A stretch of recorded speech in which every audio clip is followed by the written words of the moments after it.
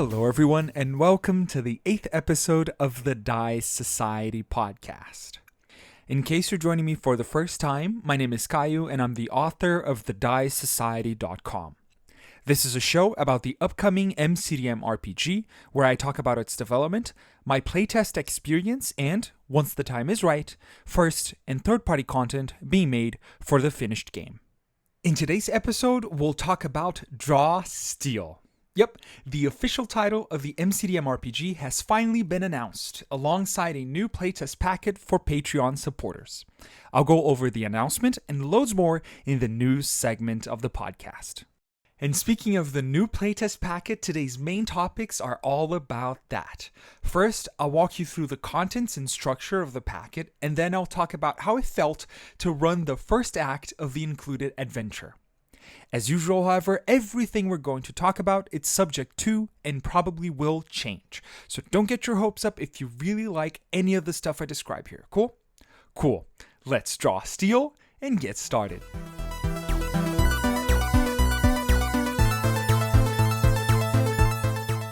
First things first, the game has a name. After over a year and a half in the works, the team has finally announced that the MCDM RPG is officially called Draw Steal. Short and punchy, evocative as hell, and very cinematic. It says this is a game about fighting monsters like nothing else. Of course, some people didn't like it, but it was never gonna please everyone, and honestly, that's fine. Did I suspect this was gonna be the title? Well, I have no way of proving this, but yes. Matt has said multiple times that the name wasn't a secret. It just hadn't been announced yet. To me, this meant that the name was already public. They just hadn't told us it was the actual name of the game. Draw Steal was my best guess because that's the way they call for initiative when running combats. That's why I say it on every intro before getting into the news section. And now, it has a whole new meaning. The Back Your Kit campaign even had a Prepare to Draw Steal banner at the top of the page since it launched. It was there all along. By the way, now it says Prepare for Draw Steal. Okay, with the title out of the way, let's get to the rest of the updates. Since the team was very busy getting the playtest packet ready and gearing up for Gen Con, there's not a lot of news to talk about. Let's go over them one by one. Number 1, the dev team is now playing a campaign. Since they believe the game is already feature complete enough, the devs started playing a full campaign to see how the game plays over a longer stretch of time. This is meant to test character progression, victories, experience, that sort of stuff. Number 2, ancestry write-ups are done. One of Matt's main tasks as of late was writing an entry for each ancestry that explained a little bit about it through fiction. This could be a scene, some in-world text, anything that wasn't bland and boring like an encyclopedia entry. Well, it seems like he's mostly done with those, and many were already included in the latest playtest packet. Number 3, 3 class sneak peeks. The first was the Troubadour, a sort of bard analog, who's getting 3 subclasses. The Skald, a storyteller that can quote-unquote rewrite events. The Virtuoso, an inspiring musician, and the Duelist, a flourishing swordsperson. The second was the Censor, our Paladini class, who also gets 3 subclasses. The Paragon, a classic knight in shining armor. The Exorcist, a monster hunter Witcher-like character. And the Oracle, more focused on healing and buffing. The last one was the Gnoll, the monk for this game, who's probably getting their subclasses from the Talents disciplines, but we don't have any more information on this. Number 4, Dragon Knight Sneak Peek.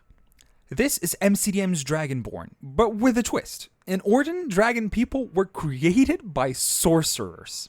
Even the term Dragon Knight alludes to the fact that most were created to be part of King Omen's Dragon Phalanx.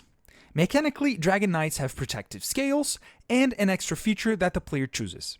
This can be either flight speed or wings that absorb damage or a frightening roar. Number 5, caster kits have changed a little bit.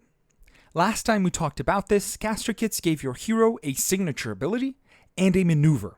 but now they give them a signature ability and a protective ward. This ward might hinder enemies, damage attackers, grant immunities, that sort of stuff. And number 6, a video for backers. According to Matt, they plan on releasing a video for Backer Kit backers alongside their playtest packet explaining what is still likely to change and what they think is close to final. This is meant to set expectations for the finished version of the game and get everyone up to speed with their development process. Unfortunately, we have no information as to when this packet might be coming out. And that's it for our news. Now let's talk about the playtest packet the patrons recently got. See ya there.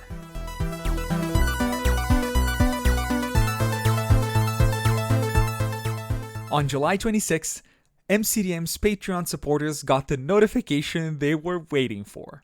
The second playtest packet of the MCDM RPG was out. After weeks of chewing on drywall in anticipation for this very moment, it was as if the Discord breathed a sigh of relief. As an added bonus, it came with the official title of the game. So what's in the packet? Obviously, there are the rules, which look similar to the ones I playtested a few weeks ago and talked about on episode 7 of the podcast. This version, however, is significantly slimmer, missing any rules for research, crafting, and treasures. We also only got the first level of each class, with levels 2 and 3 currently absent. Matt said that they want to iterate faster on Patreon packets now that the game is closer to feature complete, so we might not have to wait long before we get these missing rules.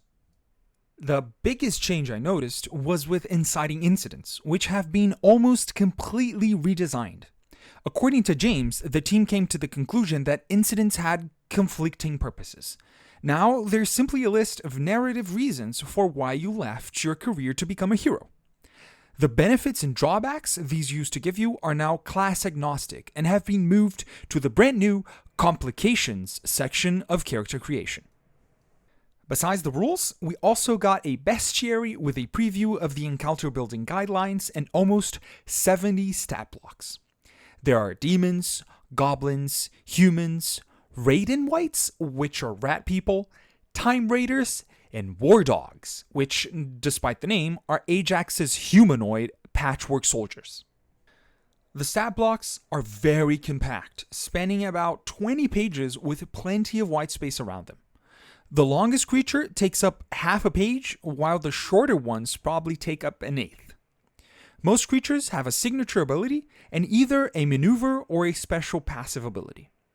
Beefier non-minion enemies might get a second option for their actions, an ability that consumes villain power, or a triggered action. Bosses are the most complex of all, with an additional 3 villain actions each, a la Flea Mortals.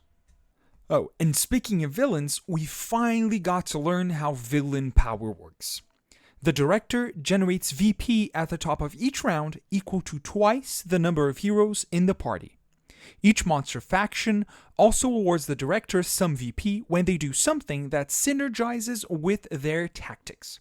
Goblins, for instance, give you 1 VP when they attacked a flanked enemy without a bane. This VP can then be spent on monster abilities, like the Ruminant's Assault Wounds, which deals some ranged damage to winded heroes. Each faction also gets a few generic VP abilities, which can be activated at the start of any creature from that faction's turn. Any human, for example, can spend 2 VP to use Staying Power, which allows them to recover a third of their max stamina. All of this contributes to the overall tactical nature of the game. Despite not being that complicated on their own, monsters have loads of tactical options and interesting effects to keep the heroes on their toes. Now, back to the packet. Alongside the rules and the bestiary, we got a nice 15-page adventure. Again, no spoilers of the plot because it is probably going to be featured in the Gen Con demo in some way or another. What I can say is that it is composed of 3 acts, containing a total of 11 encounters, but some are optional, and by my estimates should take about 10 hours to complete. In order to help you run this adventure, the packet also comes with high-definition maps, tokens for every creature, a cheat sheet for players and directors, form fillable character sheets, and 5 pre-gen heroes in case your group doesn't want to go through character creation. And that's basically it for the contents of the packet. There's no art, no layout, and it hasn't gone through a thorough editing pass either. So if you're not the kind of nerd who enjoys reading raw, unformatted text, I don't suggest you subscribe to their Patreon just to get access to these documents. You only get one first impression, and seeing the rules in this state might make you think less of the product. But if you are a patron, you should be getting a survey about this playtest packet after Gen Con. Make sure to actually test the game though, because you simply cannot tell how the game plays just by reading the rules. Which is a nice segue into the next section of the podcast, where I'm going to talk about my impressions of actually running this version of the game. See ya!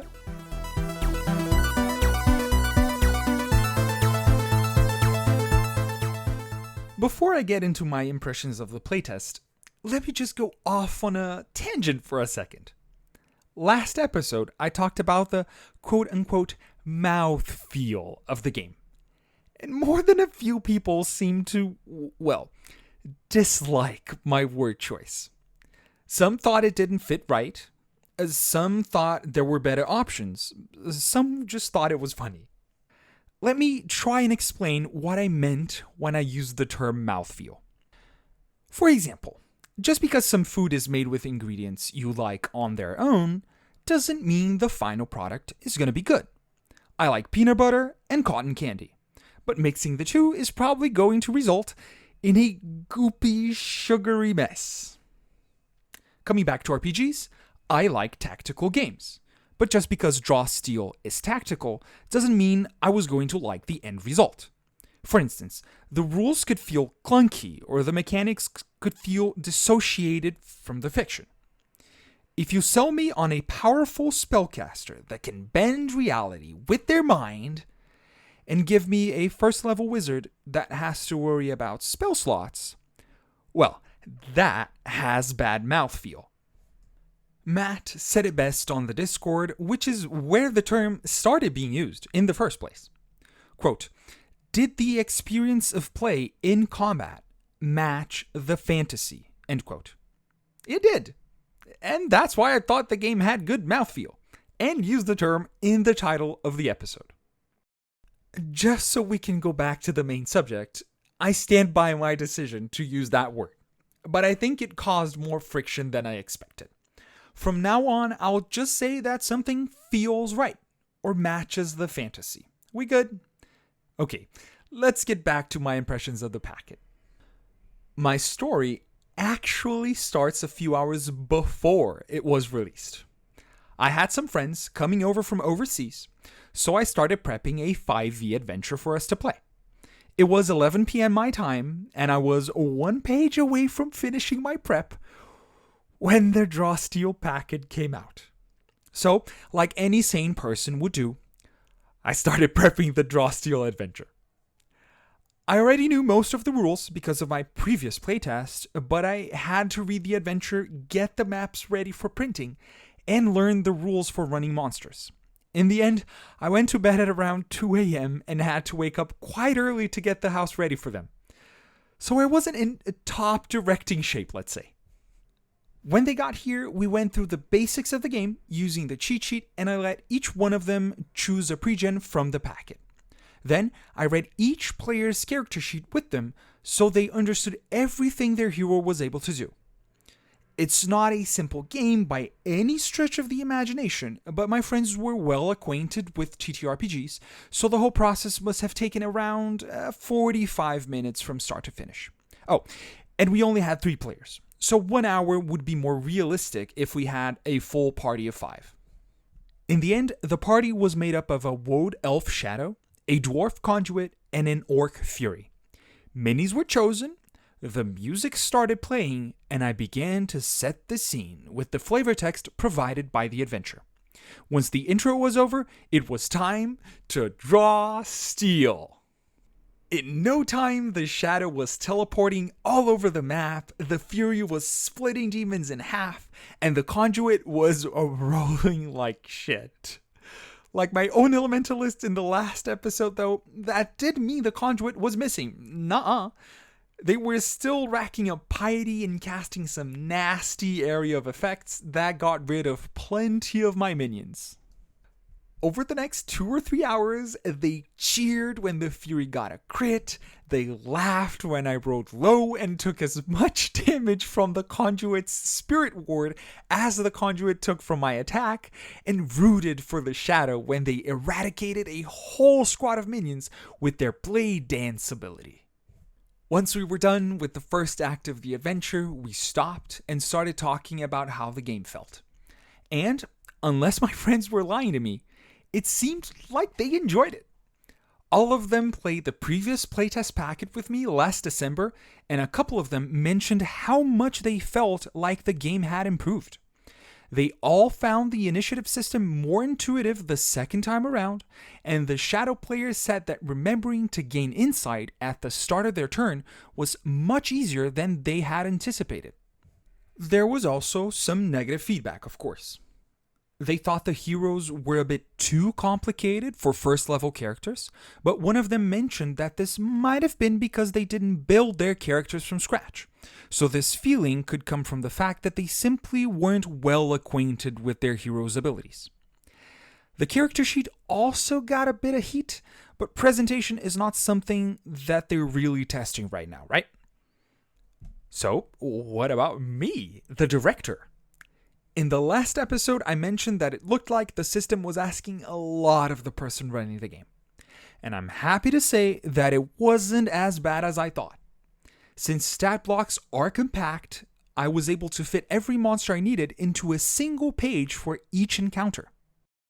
I'm not even used to running RPGs in person, and it was surprisingly easy to keep track of my creatures.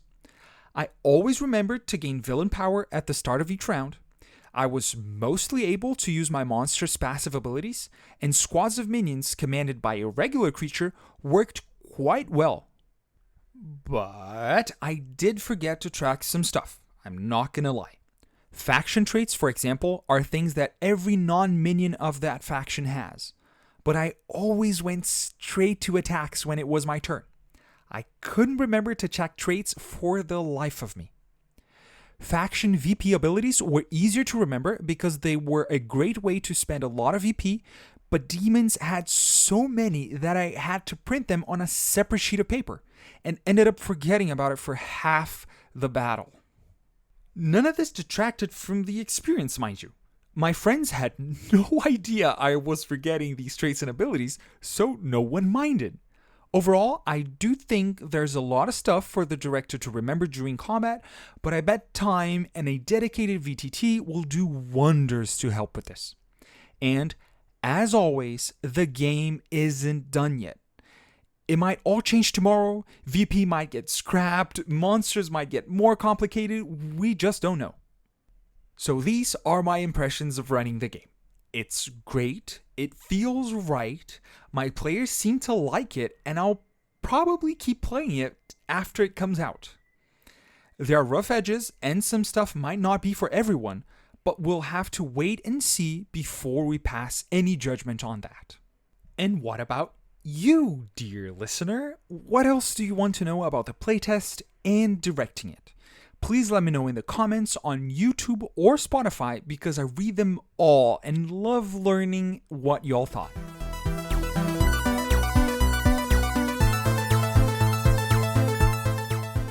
And that's it for today, folks. I hope you guys enjoyed the episode and the topics I chose this time. Make sure to check out this episode's description for links to Matt's and James's Twitch channels, MCDM's and Matt's YouTube channels, MCDM's and Matt's subreddits, MCDM's Patreon, MCDM's Discord, all of my socials, and a full transcript of this episode. Before you leave, make sure to rate the podcast in your platform of choice and leave a comment on YouTube or Spotify if you have any questions or suggestions for future episodes. See you all next time. Thank you very much, and goodbye.